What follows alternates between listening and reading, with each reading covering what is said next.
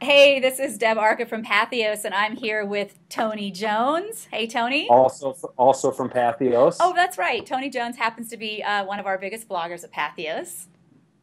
Happy to be so. Tony Jones, you are joining us today from it looks like a library in These somewhere. are I work part-time as an editor at Spark House, and I'm at the mothership called Augsburg Fortress, and shelves of Augsburg Fortress books sit Yeah, behind me for checkout. yeah. Okay, so you're putting in some FaceTime at Augsburg Fortress Press That's today. right. So Yeah. you're taking a little break from writing your book on the atonement. Yeah. You're taking a little break from blogging last week about the resurrection with Dr. Right. Marcus Borg. What was that like for you? I'm confident about what I said. I think people probably found some stuff that they disagreed with here and there, but I think I can't imagine that there's a more important conversation to be had by Christian theologians than what's the nature of the resurrection. I mean, except maybe what's the nature of the crucifixion. And since I'm writing a book on that now, That's right. that'll be taken care of. Yeah, good. Well, it certainly sparked quite the conversation on Yeah. Patheos and then across the web on Facebook. And I don't know if people are still commenting about it. But I thought overall it was a great engagement conversation. Aside from the few people that just, you know, decided that no one should take down Dr. Marcus Borg or no one Yeah. should take down Dr. Tony Jones. Nobody thought the latter. But that's nice of you to be equal opportunity in that way.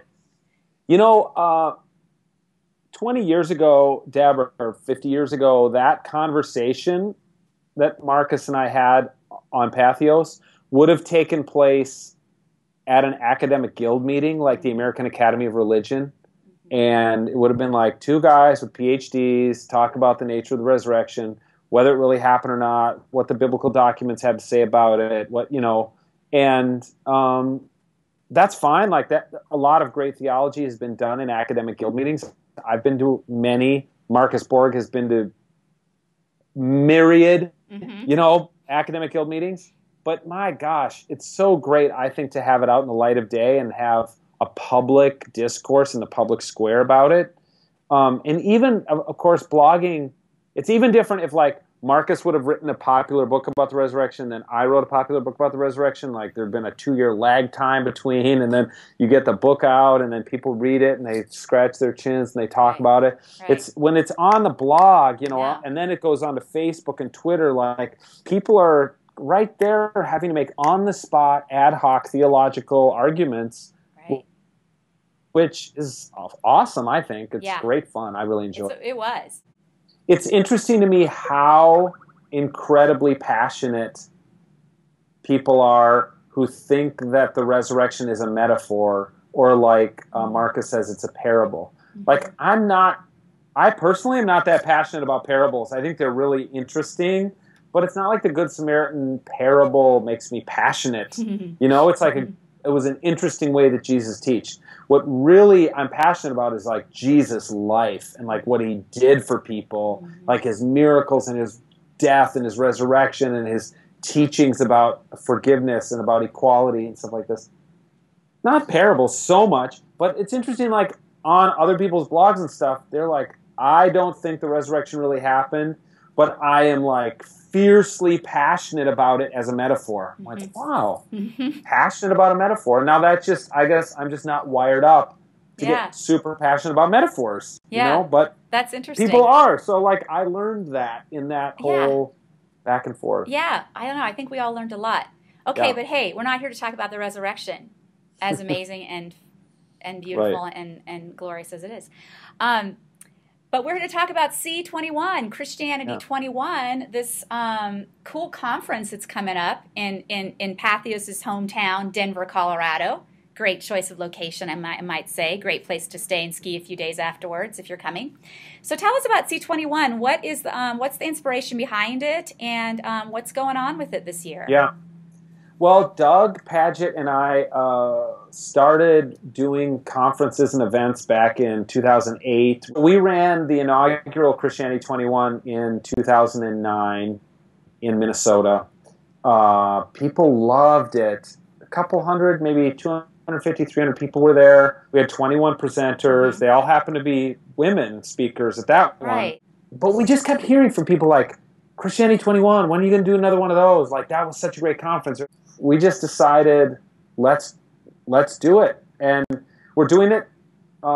We did an event for Phyllis Tickle's second emergent Christianity book last year on the same 3 days in January, because there just aren't that many conferences in January, and a lot of pastors, like, after getting through Advent and Christmas and whatever, a lot of pastors want to get away. Yeah. It's a good time. 3 days. So, we're like, let's do it again, and let's just like pick the most awesome 21 people we can find to speak. And I hope we've done that. I think it's a great roster. Yeah, I must say it is a very cool roster. In that it's really it's very diverse. It's the most colorful roster I think I've ever seen for a Christianity conference. We've got Christians, we've got Muslims, we've got evangelicals, we've got progressives, we have journalists. You got somebody very exciting just signed on today. Tell us about that.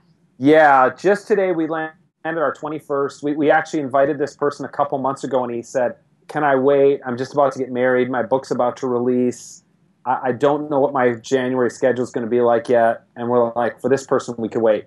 It's Joshua Dubois, who most recently worked in the Obama White House as the director of faith outreach. Before that, he directed Obama's faith outreach for his presidential campaign, his first presidential campaign. So he spent 5.5 years in the White House. Joshua just came out with a book of his devotions. Every morning when he worked in the White House, he would write an email to the president with a little devotion in it. Yeah. And then subsequently, he asked President Obama if he could publish these, just so more people could kind of benefit from this. So Joshua Dubois is going to be at Christianity 21. He's the 21st speaker. Obama's spiritual confidant and mentor. That's right. The funny thing about Christianity 21 is, unlike so many other conferences, we don't really have a theme per se. This is just like, we line up the top people we can find, and we try to have a lot of diversity in the voices, and diversity at many different diversities: theological diversity, ethnic diversity, gender diversity, and it's a non-ideological conference. This is not a liberal conference or an evangelical conference. And we just say all we say to these people is, you have 21 minutes, tell us your one big idea that Christianity needs to be about in the 21st century. That's it. And then what's magic and amazing is how their ideas weave together, because they don't talk, and we don't ask them beforehand, we don't vet their talks. Yeah. They just come in and they do their best to blow the doors off. And then afterwards there's discussion and conversation, and people are like, there are all these connections, right, between the talks. Yeah. That is just magic or God's Spirit or whatever. Yeah.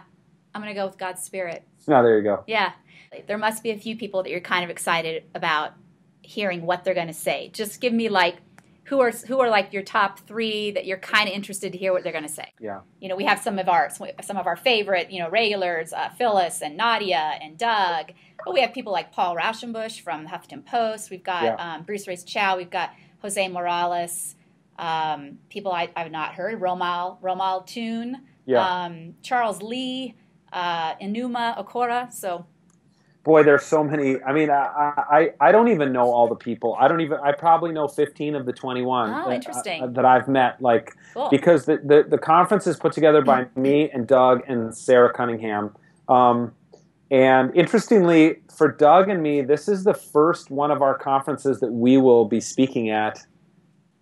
We've always been just the hosts, and some people have said to us, like, hey, you guys write books and give talks, you should speak at your own conferences sometime. So yeah. I'm excited to see what I say, because I don't really know yet what I'm going to talk about. But you don't have any thoughts? You don't have any thoughts on the future of Christianity? I have a few thoughts. Okay. Narrowing it down to just one is going to be the challenge. Yeah. one person I'm really excited for a lot of other people to hear about is to hear him speak is Jose Morales. I met Jose through Nadia Boltzweber, our mutual friend. He is the district superintendent, or I don't know what they're called, in the Disciples denomination in the Rocky Mountain region. He's on one of the Animate videos that you've probably seen, but he's a DJ. He DJs at clubs in Denver. Right? Awesome. And he's like a district superintendent, or like basically a bishop in that denomination. He's an amazing speaker. He's hilarious. He's totally self-possessed. I think people are going to be like this. He wears an ascot when he speaks. Like, who gets away with that? So I'm really excited about that. Kent Dobson is a name you didn't mention, but I think it's going to be fascinating to hear him. Who is he's such a wonderful, humble guy, and he's in the pulpit that Rob Bell made famous at Mars Hill Bible Church in Grand Rapids. And like, what's that like? His dad, Kent's dad, Ed, like was part of the founding of the Moral Majority and the Christian Right, and has since kind of turned away from all that. He wrote a book called A Year of Living Like Jesus, and he has MS, his dad has this incredible spiritual journey. And now Kent comes in, takes this pulpit in Grand Rapids after Rob Bell, and those are big shoes to fill. But he spent all these years as a missionary in Israel, and I just think he's going to bring something. Plus, he's from that evangelical world that I think a lot of people think that Doug and I have like really spurned that evangelical world, but it's really not the case. I'm really interested to hear what the people who are at our conference who come from that evangelical world more than I do have to say. So that's going to be fascinating. And if I pick one more, I guess I'd pick Enuma Okoro, who is such a gifted communicator and has so many great ideas, and I just think she has such a wonderful, graceful presence that it's just another layer, of what people are going to bring. Because, as you know, at conferences like this, it's not just what the people say, but it's like the whole thing. And that's right. One of the things here's one of the things I'd say about Christianity 21. Anybody's going to look at that and go, I've never even heard of half these people, which I think is a good thing, right? You're going to hear some fresh voices. But they're also going to say, like, oh, I'd love to hear Nadia speak, or I love it whenever I get to hear Phyllis speak, or whatever. And, like, one of the things, we don't have a green room at our conferences, any of our conferences. Like, the speakers, they want to meet. If you come to that conference, they want to meet you. The speakers sit there and listen to the other people giving talks. Like, we're all in this thing together. That's just how Doug and I think.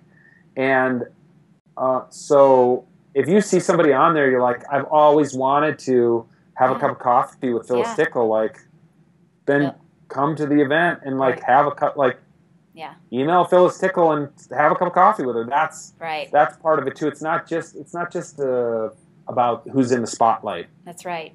The conference is in Denver, January 9th through 11th. So that's coming up, you guys. So you have to get on it and sign up and get yourselves out here. There's an early bird rate that ends on October 31st at midnight. It's $199. So like for a 3-day conference with that many speakers, I think that's a great rate. Who should come to this? I think anybody who has a vested interest in the future of the church or the future of Christianity writ large should come. So there'll be a lot of clergy people there, obviously, but I know we're going to have seminary students. We're going to have denominational representatives. I know we're going to have a lot of lay people who just care about the church and care about the Christian message and realize that we're really at a hinge point, I think, in history. A lot of people have been saying that now for the last 10 or 15 years. And like, I think we're just now figuring out, like, what's that going to look like? And so the mosaic that these 21 voices are going to produce, I think will be really important for helping us figure out what does that next version of Christianity look like.